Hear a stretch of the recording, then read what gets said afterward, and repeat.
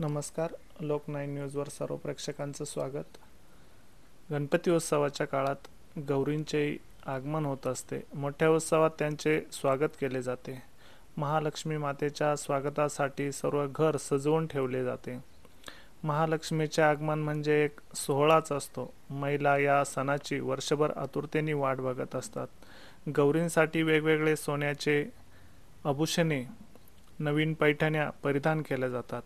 नैवेद्य, लाइटिंग, फुलांचे डेकोरेशन, रांगोळ्या अशी व्यवस्था केली जाते. घरामध्ये खाण्यासाठी गोडधोड करून शेजारील महिलांना महाप्रसादासाठी बोलावतात. त्यांची हळदी कुंकू व खणा नारळाने ओटी भरतात. यावेळी वेगवेगळ्या स्पर्धा घेऊन सर्व महिला आनंद लुटतात.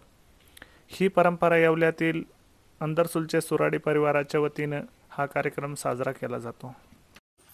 नमस्कार. आता ह्या महालक्ष्मींचा उत्सव चालू आहे.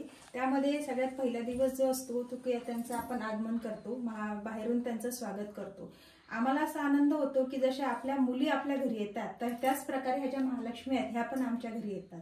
आपण जसे आपल्या मुलींची म्हणजे स्वागत करतो किंवा त्यांना काय आवडतं काय नाही आवडीनिवडी, त्यासारखं आम्ही आमच्या महालक्ष्म्यांचं पण जपत राहतो आणि त्यांच्या आवडीनिवडी पूर्ण करतो. जसे की त्यांना 16 भाज्या खूप आवडतात. 16 भाज्यांचं खूप जास्त महत्त्व आहे.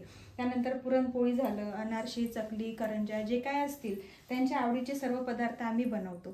त्यानंतर त्यांचा श्रृंगार वगैरे जो आहे आम्हाला जसा वाटतो किंवा आपल्या मुलींना आपण आल्याला नवीन साड्या घेतो, ओटी भरतो, त्याचप्रमाणे आम्ही आमच्या महालक्ष्म्यांचं पण तसंच करतो. आणि शिवाय आता आमच्या सासूबाईंनी त्यांच्या सासूबाईंचा वारसा जपलेला आहे. आम्ही आमच्या सासूबाईंचा वारसा जपू आणि आमच्याकडून जोपर्यंत होईल तोपर्यंत आम्ही अशी त्यांची पूजा किंवा सेवा करत राहू आणि आमची पुढची पिढी पण जी येईल ती अशीच सेवा करेल आणि काहीतरी आमच्यापेक्षा काहीतरी खूप नवीन करण्याचा ते प्रयत्न करतील.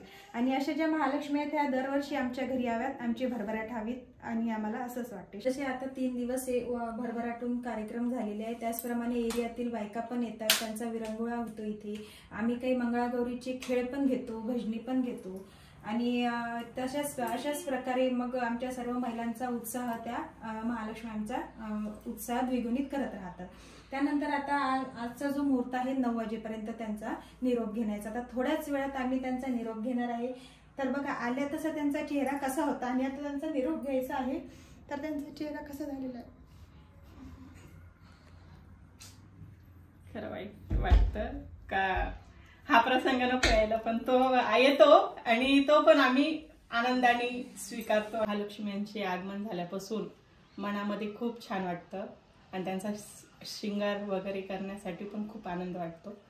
आणि त्या आल्यानंतर असं घरात पूर्ण काही गोष्टी आम्ही विसरून जातो की काही आपल्याला वेगळं करायचंय. त्यांच्याच मन इतकं रमतं का आम्हाला दुसरं काही सुचतच नाही काही करायला. तर खूप छान वाटतं.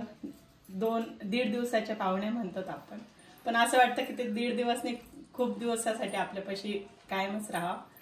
पण 1.5 दिवस कसा जातो हे कळत पण नाही. इतकं त्यांचं आनंद होतो. सर्व येतात, हळदी कुंकू करतात, छान वाटतं.